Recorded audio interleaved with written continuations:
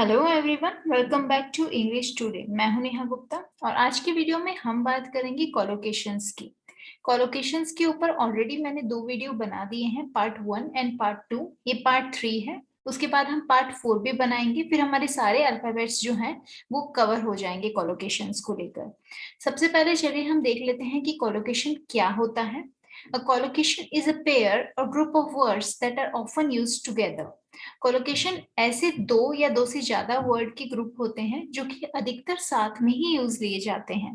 Colocation हमारी किस चीज में मदद करता है बोलने के लिए? वो हमारी इंग्लिश को फ्लुएंट बनाता है, क्योंकि ऐसे दो वर्ड जो कि हम अक्सर साथ में बोलते हैं तो उससे हमारी इंग्लिश अच्छी भी लगती है और फ्लुएंट भी बनते हैं हम। फॉर एग्जाम्पल, अगर हम बोले फास्ट ट्रेन और हम बोले क्विक ट्रेन, ओके, फास्ट और क्विक दोनों एक दूसरे के सिनोनिम्स हैं, दोनों का मतलब सेम है। फास्ट का मतलब भी तेज होता है, क्विक का मतलब भी तेज होता है। लेकिन हम अगर क्विक ट्रेन बोलते हैं तो वो रॉन्ग होता है। अगर हम फास्ट ट्रेन बोलेंगे तो वो करेक्ट है, क्योंकि fast train is a colocation.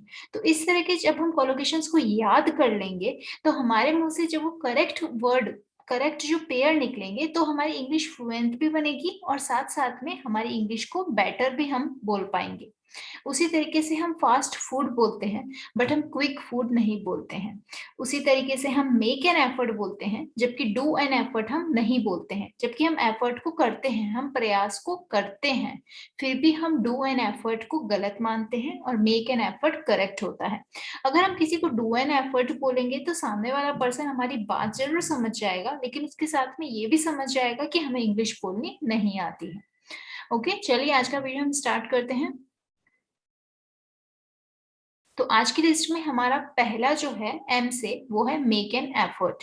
Make an effort का मतलब होता है कुछ करने के लिए कड़ी मेहनत करना, मतलब किसी चीज को करने के लिए कोई प्रयास करना। I will make an effort to get up early every morning. मैं हर सुबह जल्दी उठने का प्रयास करूंगा। Make an effort. Make a mistake, इसका मतलब होता है भूल करना। Anyone can make a mistake, कोई भी गलती कर सकता है। Anyone can make a mistake.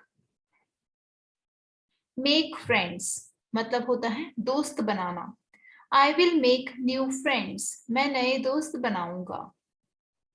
Make a mess मतलब होता है अस्त व्यस्त कर देना, मतलब चीजों को इधर उधर फैला देते हैं, हम मैस क्रिएट कर देते हैं ना, तो उसको बोलते हैं make a mess. Don't make a mess मतलब गड़बड़ मत करो, चीजों को इधर उधर मत करो। मेक श्योर, मेक श्योर का क्या मतलब होता है सुनिश्चित कर देना। तो एग्जाम्पल देखते हैं इसका। आई will make sure this doesn't happen again, मैं ये सुनिश्चित करूंगा कि ऐसा दोबारा ना हो। मतलब सुनिश्चित करना, तय कर देना। फिर एन से जो है हमारा पहला, वो है नास्टी हैबिट। इसका मतलब होता है गंदी आदत। She has a nasty habit of biting her finger nails, उसे अपने नाखून काटने की बुरी आदत है, गंदी आदत। नीट एंड क्लीन, ये हम कई बार बोलते हैं, राइट? ये कोलोकेशन है दो वर्ड का जो कि हमेशा साथ में ही बोला जाता है। इसका मतलब होता है साफ सुथरा। My sister likes everything neat and clean, मेरी बहन को सब कुछ साफ सुथरा पसंद है। Neat and clean. Nothing else, इसका मीनिंग होता है और कुछ नहीं। शी डज नथिंग एल्स, वह और कुछ नहीं करती है। Nothing else. 9 to 5 जॉब, ये भी हम ऐसे वर्ड हैं जो एक साथ बोलते हैं, राइट? तो 9 to 5 जॉब का मतलब क्या होता है? 9 से 5 बजे तक की नौकरी। अक्सर जो ऑफिस के जो टाइमिंग्स होते हैं वो क्या होते हैं? 9 to 5 के। तो हम बोलते हैं ना शी डज 9 to 5 जॉब, मतलब वह 9 से 5 बजे तक की नौकरी करती है। एग्जाम्पल देखते हैं। She works a 9 to 5 job, वह 9 से 5 की नौकरी करती है। न्यूक्लियर फैमिली, न्यूक्लियर फैमिली का मतलब क्या होता है? एकल परिवार। She has been living in a nuclear family, वह एक एकल परिवार में रह रही है। मतलब कैसा परिवार? अकेला, मतलब जहां पर हस्बैंड वाइफ और उनके चिल्ड्रन हो बस। ओके, तो उसको कहते हैं न्यूक्लियर फैमिली। ओ से हमारा पहला है ऑफिस आवर्स। इसका मतलब होता है काम के जो समय है, मतलब आप कितने घंटे, जो आप ऑफिस में कितने घंटे बिताते हो उसको ऑफिस आवर्स कहते हैं। एग्जाम्पल देखते हैं। What are your office hours, आपकी कार्यालय का समय क्या है? ओवर प्राइज्ड होटल, इसका मतलब क्या होता है? अधिक कीमत वाला होटल। ओवर प्राइज्ड जिसे नाम से ही हमें पता चल रहा है, मतलब जिसकी कीमत ज्यादा हो। तो it's an over priced hotel, यह एक अधिक कीमत वाला होटल है।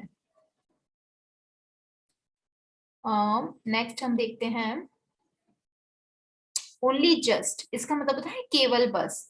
आई हैव ओनली जस्ट ईटन, मैंने अभी अभी खाया है, मतलब कुछ ही समय पहले अगर हम बोलना चाहते हैं केवल बस, मतलब केवल बस हम जहां यूज लेना चाहते हैं जिसका मतलब होता है कुछ ही समय पहले अगर हमने कोई काम किया हो, या फिर केवल हम उतनी ही किसी चीज को थोड़ा बताना चाह रहे हैं तो हम ओनली जस्ट का यूज लेते हैं। I have only just eaten, मतलब मैंने अभी अभी खाया है, मैंने केवल बस अभी खाया ही है कुछ ही समय पहले। ओके, पी से जो हमारा पहला है वो है पिच डार्क, इसका मतलब होता है बिल्कुल अंधेरा या अति काला, मतलब बहुत ज्यादा जब अंधेरा हो जाता है उसको हम पिच डार्क बोलते हैं, बहुत ज्यादा काली कोई चीज होती है उसको भी हम पिच डार्क बोल सकते हैं।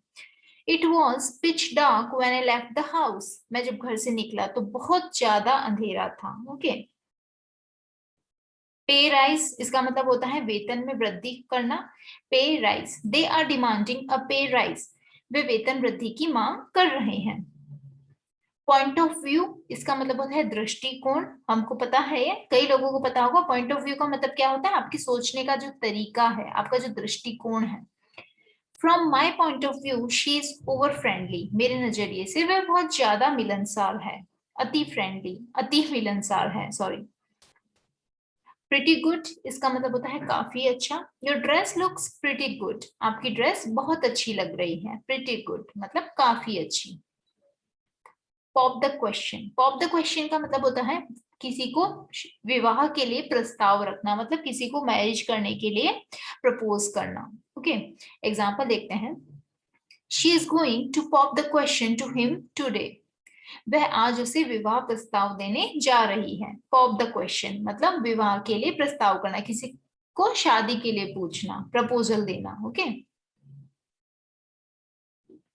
क्यू से हमारा फर्स्ट है वो है क्विक लर्नर। क्विक लर्नर का मतलब क्या होता है, ऐसा पर्सन जो जल्दी सीखता हो चीजों को। तो he is a quick learner, वह एक तेज सीखने वाला है, जल्दी सीखने वाला व्यक्ति है। क्वाइट गुड मतलब काफी अच्छा। The food was quite good, खाना काफी अच्छा था।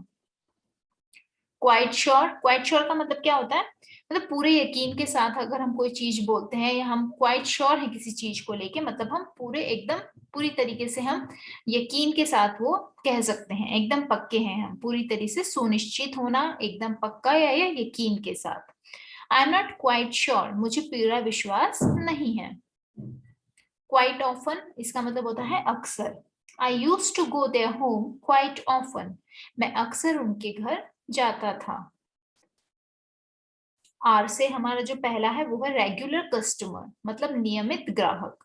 She is our regular customer, वह हमारी नियमित ग्राहक है।